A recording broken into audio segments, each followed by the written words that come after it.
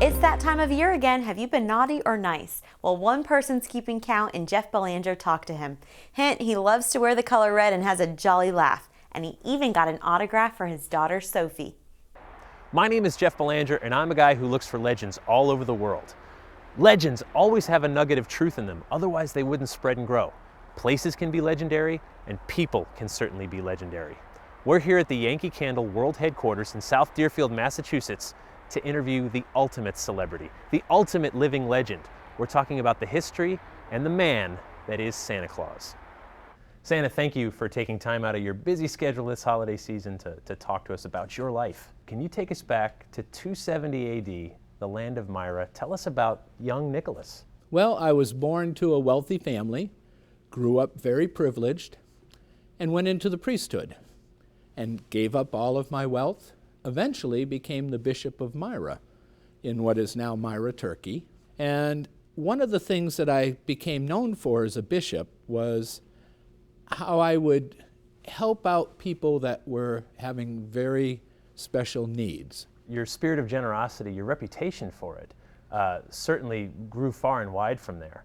I know it wasn't too long after that, just a few centuries, they started naming churches after you. Mm-hmm. What was it like to get the title of Saint Nicholas? I became the patron saints for many folks that needed someone that would aid them when they needed help. That was a wonderful thing. And it really set up the idea of celebrating Christmas as a time of sharing and giving.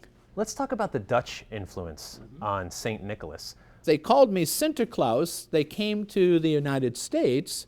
Sinterklaas became Americanized to Santa Claus. Of course, that's one of the many names that I'm called.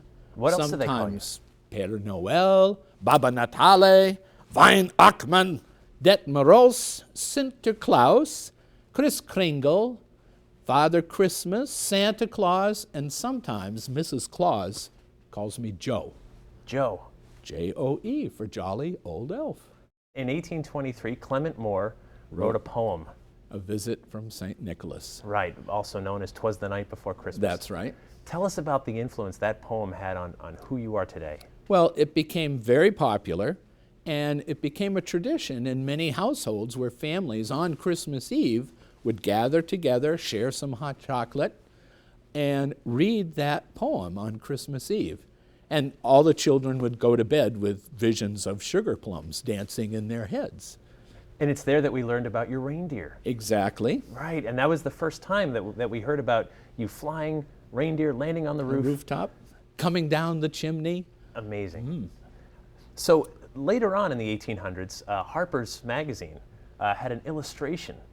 By Thomas Mast. Right. That started to show me evolving from the little old man all hunched over into bigger with a suit, and started having illustrations that did that. But it was the Coca-Cola people that generated the image that we have today of a big round Santa with a nice cookie belly, the bright red suit with all the white trim, and the hat, of course, but still shaped with the peak like the bishop's mitre.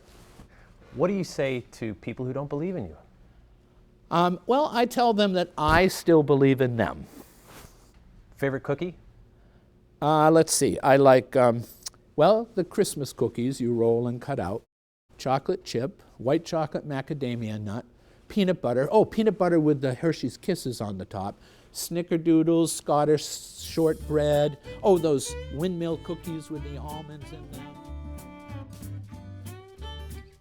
M&M cookies, but I like them to be M&Ms, not W and W's, E's and E's, or 3's and 3's. Well, pretty much all kinds of cookies. You are one of the biggest celebrities in the world. There are people who don't know who the President of the United States is. Barack Obama. You know everybody. But everyone knows Santa. What's that like when you walk into a room? Here, for example, when the children come in, what's that like when you walk in and you see their eyes and they're just in awe?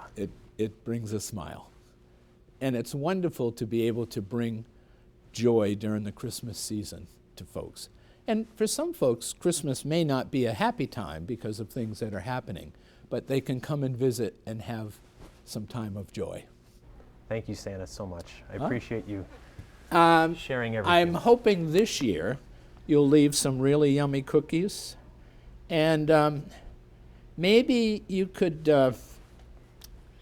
try to leave more than just crumbs on the cookie plate. Sorry. And I would really appreciate it if you would refrain from backwashing in the milk. Maybe 2 glasses and we won't have that backwash issue. We'll each have our own. Okay. Sounds good. Thank you, Santa. Merry Christmas. Merry Christmas to you as well.